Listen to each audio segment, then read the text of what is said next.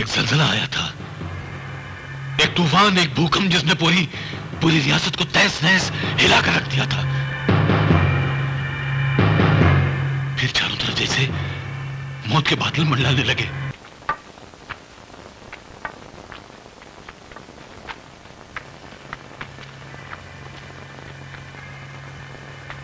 आप कौन है?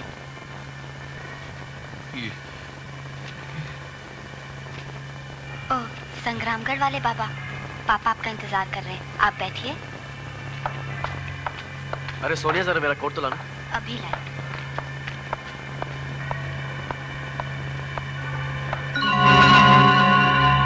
विकी, याद है ना शाम को घर में पार्टी है?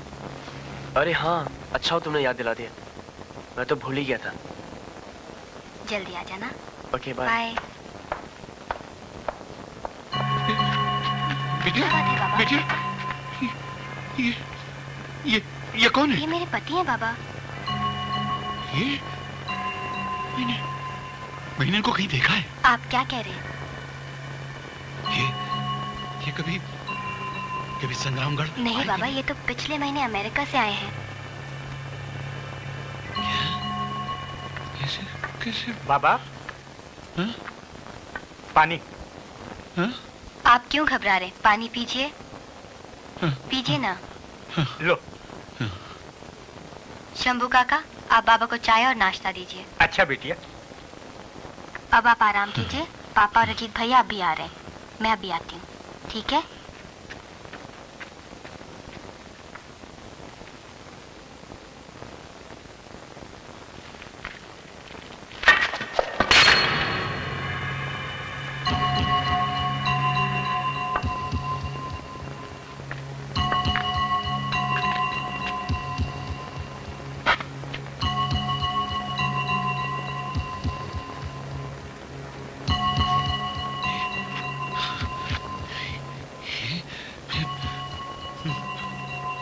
बाबा, चलो हम तुम्हें विश्राम घर में छोड़ दें। आओ। अरे ओ भोलू। हाँ बाबा। अरे तनिक जरा बाबा को विश्राम घर में छोड़ दे। अच्छा बाबा। हाँ। जाओ बाबा, जाओ जाओ।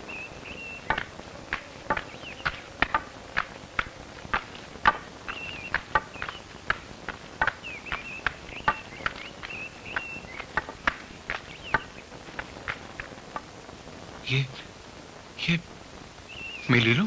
ले लो। चलो मैं आपको छोड़ देता हूँ। वहां जाना है ना? हाँ। मैं चला जाऊंगा मैं। चला जाऊंगा मैं। चला जाऊंगा।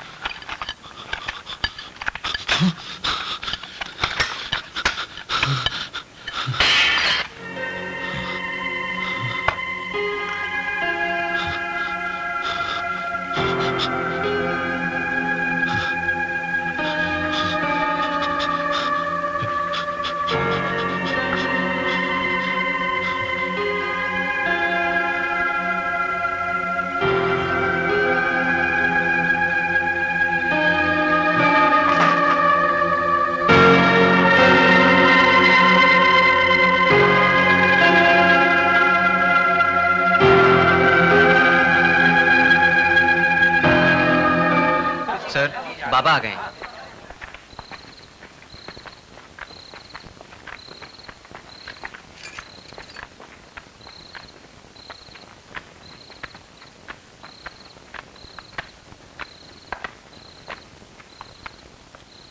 आओ बाबा। हाँ? आओ।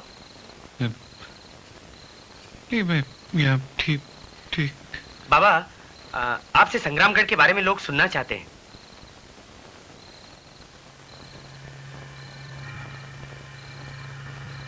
मेरे बाप दादाओं के जरिए ये कहानी मुझ तक पहुंची है। शायद उनके बाप दादाओं ने उनको ये कहानी सुनाई थी। पीढ़ियों की मंजिलों को तय करते हुए कहानी मुझ तक पहुंची और आज मेरे जरिए ये कहानी आप तक पहुंच रही है। कहते हैं हजारों साल पहले संग्रामगढ़ एक खुशहाल रियासत थी। वहां की रियाया सुख और चैन की जिंदगी गुजारती थी, मगर होते होते वहां एक मगरूर, घमंडी और जालिम राजकुमारी की हुकूमत आ गई। उसने जनता का जीना मुश्किल कर दिया। खून से खेलना जैसे जैसे उसकी आदत थी। उसके जुल्म और अत्याचार से तंग आकर एक दिन पूरी जनता ने बगावत कर दी और उस घमंडी और मगरूर राजकुमारी ने बगावत से डरकर खुदकुशी कर ली, आत्महत्या कर ली।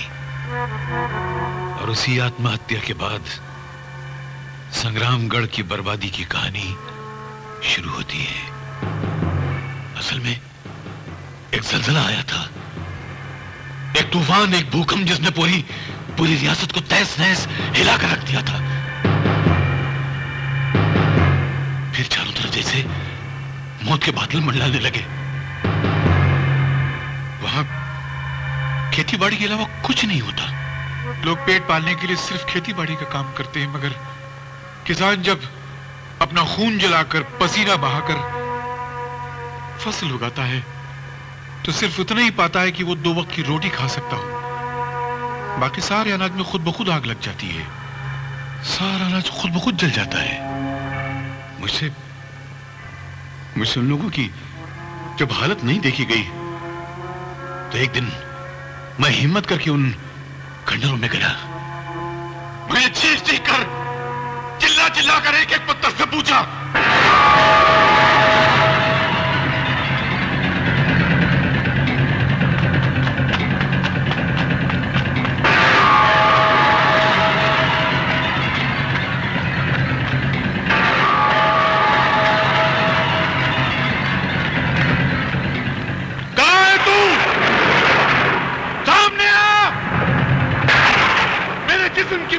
बोटियां नोच ले। अरे इन मजलूमों को माफ कर दे। अगर इनसे कोई जुर्म हुआ है, कोई पाप हुआ है तो उसकी सजा मुझको दे।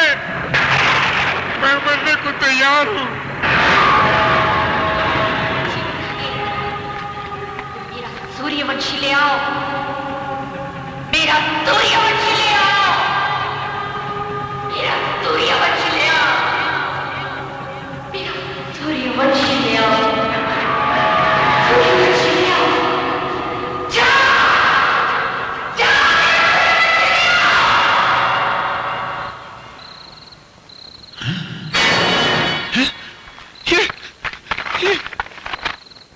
यही वो बेटी, यही वो बर्बादी फैलाने वाली, यही है वो जलाने वाली। अपने सुहाग को बचा ले बेटी, अपने सुहाग को बचा ले। बेटा रुक जा, मत जा तू, मोहम्मद जाने तू। बात क्या है? कहना क्या चाहते हैं आप बाबा? ये मेरा बेटा है, कहाँ नहीं जाने दे उसे। इसको बचा ले, मत जाने देना बाबा, मत बात क्या है बाबा? मत जाने देना इसको। इन्हें हुआ क्या?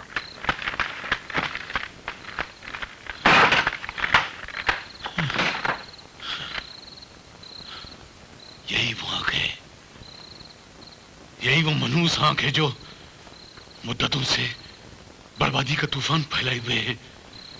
इसी आंख से मौत की बारिश हो रही है, जिंदगियों को जलाकर खाक कर रही है। मैं इस मौत को आज मार डालूंगा। बस हो गई ये मौत। आज मौत को मौत आएगी मेरे हाथों। मैं मार डालूंगा इसे।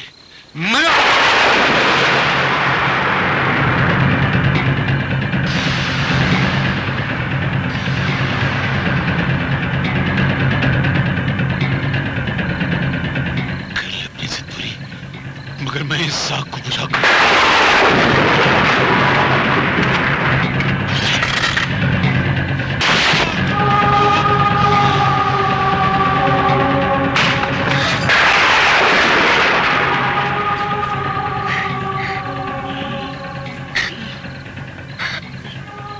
बाबा, इसे बचा लो। पापा भी डॉक्टर को लेकर था। नहीं, मैं इसको चला जाऊंगा बेटा, लेकिन तुम मत आना, तुम मत जाना वहां पर। पापा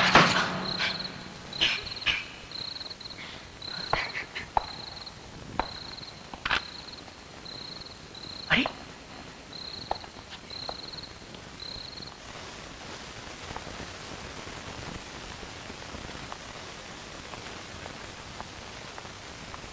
ये बात तो पोस्टमार्टम रिपोर्ट से साबित हो गई कि बाबा की मौत शीशे के टुकड़े से हुई, जिसने सीने के अंदर घुसकर दिल को चीर दिया। लेकिन सवाल ये है कि शीशा टूटा था तो उसके टुकड़ों को जमीन पर गिरा हुआ होना चाहिए था। जैसे कि ये देखिए, मैं आपको बताता हूँ। अब गौर करिए, ये बिल्कुल वैसी ही कांच है। अब मैं इसको फेंकता हूँ। ये देखिए, इसके टुकड़े बिल्कुल छोटे छोटे हैं। इन टुकड़ों पर अगर कोई गिरता है तो इधर उधर मामूली से जख्म आ सकते हैं, लेकिन उनका जख्म देखकर ऐसा लगता है कि शीशे का टुकड़ा जमीन पर सीधा खड़ा रह गया हो और वो उस पर गिरे हों, जबकि वहां की जमीन बिल्कुल प्लेन थी। फिर वो शीशे का टुकड़ा सीधा कैसे खड़ा रह गया? ये बड़ा ही रहस्यमय सवाल है जिसका जवाब हम में से किसी के पास नहीं। क्या डीडी, बाबा ने शशो पंड में डाल दिया। अभी तक ये मालूम नहीं हुआ कि उन्होंने विकी के चेहरे पर दाढ़ी मूंछ क्यों बना दी। इन सब सवालों का जवाब संग्रामगढ़ में ही मिलेगा। अब भयानक नदी मैं बाद में पार करूंगा, पहले मैं संग्रामगढ़ का रास्ता जानूंगा।